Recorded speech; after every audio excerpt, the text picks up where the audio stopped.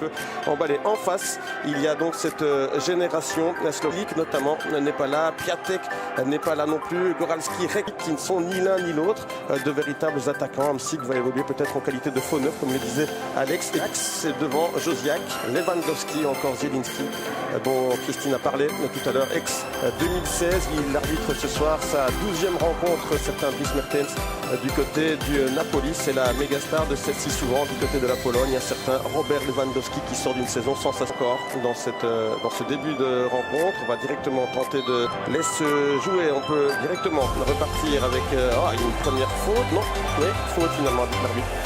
Monsieur Ategan, l'arbitre roumain, qui va évidemment Hamsik, deuxième poteau, et une première tête, et il passe par les pieds de, précisément c'était Zielinski. Lewandowski, entre style à cette équipe, je m'interromps avec Lewandowski, le tir contré. Et là il y a la bonne intervention du Botsan, les Polonais qui commencent à rentrer dans leur Pekari. Hamsik, encore, pied gauche, pied droit, c'est là. Josiak encore, le relais. C'est Zielinski qui va tenter de trouver Josiak. Ça c'est bien joué. Il y a une faute, me semble-t-il, là-bas. On a tenté en tous les cas de chercher Mateusz Klich. Et on n'est pas parvenu. Le Zielinski, ce sera pied droit. C'est Ribus. Oui, l'intervention. De nouveau Josiak. Le centre de Josiak, deuxième poteau. Il était temps qu'il intervienne là-bas. Sadka, le défenseur, et l'arbitre, monsieur. Il est capable de passer Douda. Douda, le petit ballon de Douda, pourquoi pas. Premier envoi, il n'est pas cadré. Je ne sais pas si c'est... il est passé la Mac, c'est très bien joué. Robert Mack encore, le tir de Mack et ça va au fond. L'ouverture du score en faveur de la Slovaquie. 0-1 dans un stade qu'il connaît parfaitement. Robert Mack, il a fait absolument tout seul. Robert Mack, alors qu'il me semblait que la Pologne avait la possession du ballon à son actif. Eh bien, les Slovaques sont sortis et l'ont très bien fait avec un effort individuel de Robert Mack sans avoir... C'est Josiak qui peut se dégager, pas pour longtemps, puisqu'il y a ce tir, et ça c'est un très bel envoi de Juraj Kuka qui frappe et qui passe juste au-dessus. Pekarik, il lève bien la tête, Pekarik, la tête c'est cadré, elle a le mérite d'exister. Et cette élévation là, il était signé Juraj Kuka. Et l'Inde se dressait telle une muraille devant cet effectif polonais.